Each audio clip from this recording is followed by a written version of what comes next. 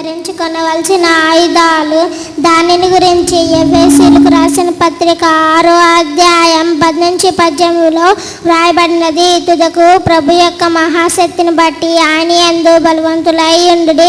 మీరు అపవాది తంత్రములను ఎదిరించుటకు శక్తిమంతులుగున్నట్లు దేవుడిచ్చు సర్వాంగ కవచం ధరించుకొనుడి.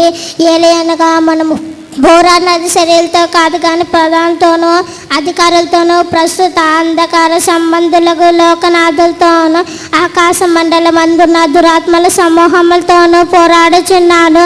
అందుచేతను మీరు ఆపద్దినమందు వారిని ఎదిరించుటకు సమస్త నెరవేర్చిన వారే నిలబడుటకును శక్తిమంతులుగున్నట్లు దేవుడిచ్చు సర్వాంగ కవచం ధరించుకొనుడి.